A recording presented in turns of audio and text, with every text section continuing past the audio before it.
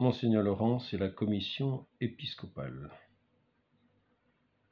Monsieur Peyramale avait beau prendre des airs peu encourageants avec Bernadette et se renfermer étroitement dans les limites d'une réserve silencieuse que lui dictait sa prudence, il commençait à être singulièrement ému par les événements qui se multipliaient et les témoignages qui lui arrivaient de toutes parts.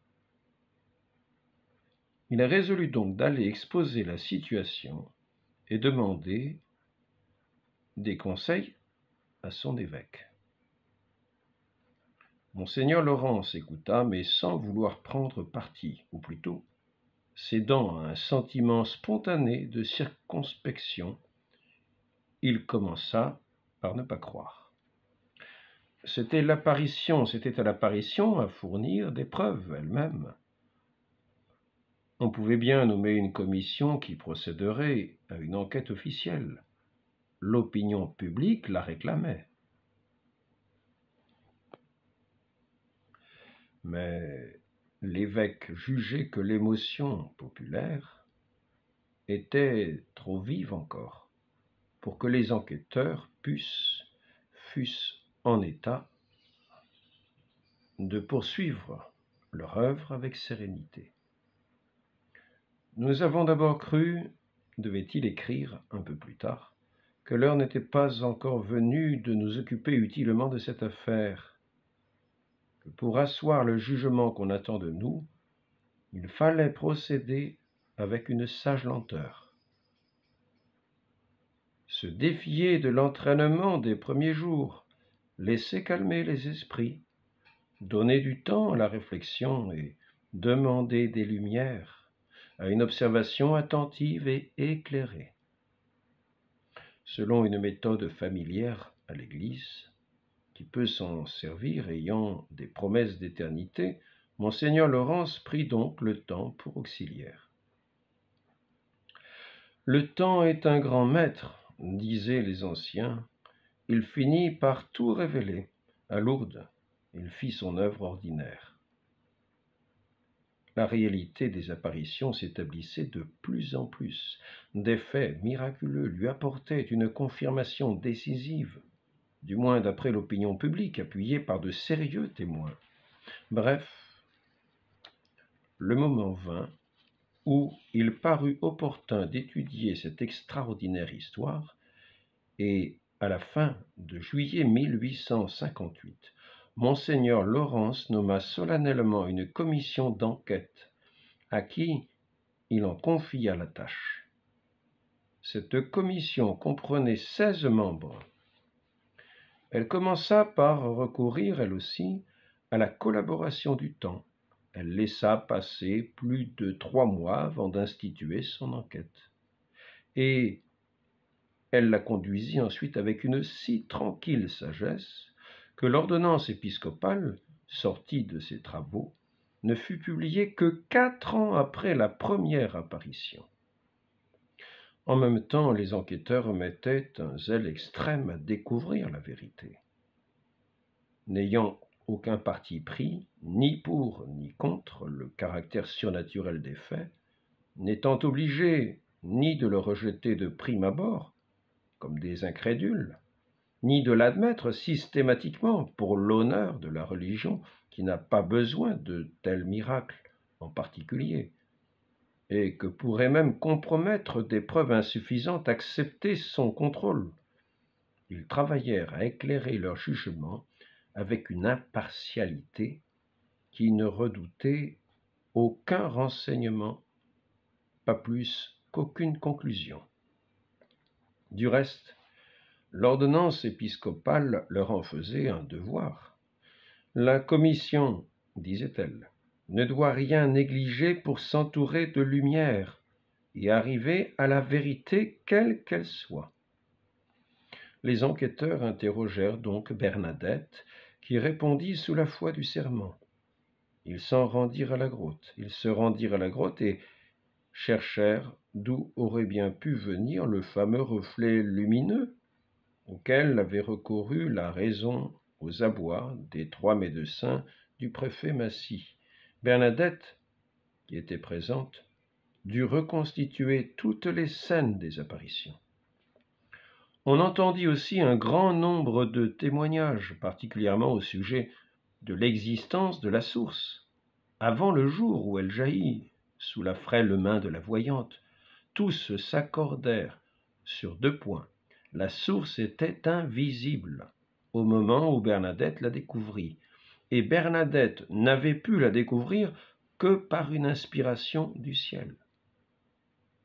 Les guérisons merveilleuses, dont la nouvelle s'était répandue, furent soumises à l'examen le plus rigoureux.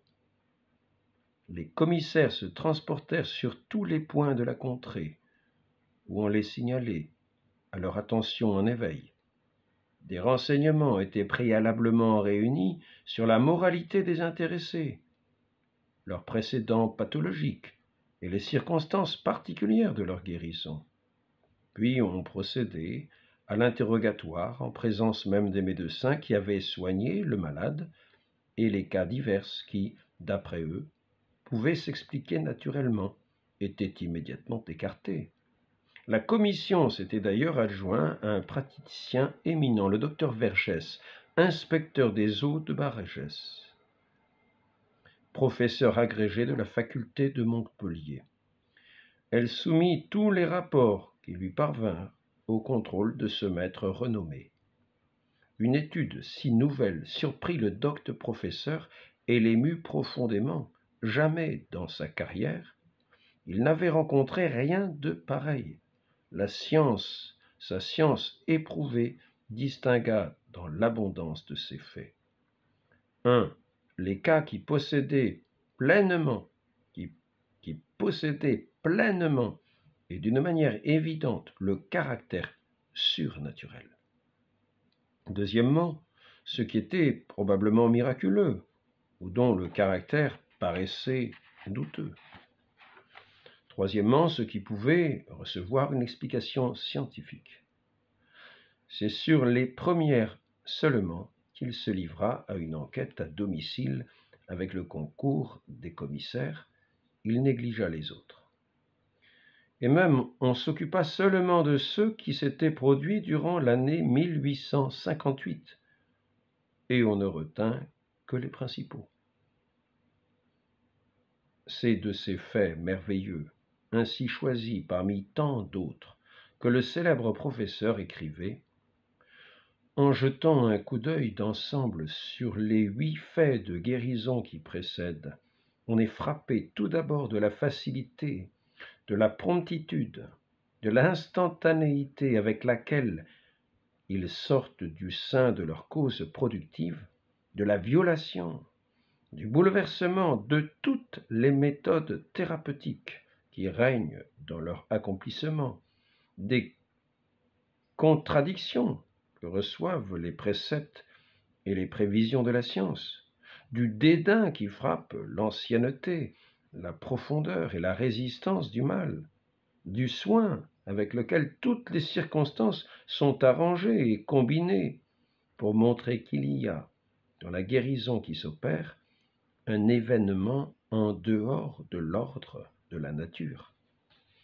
De tels phénomènes dépassent la portée de l'esprit humain.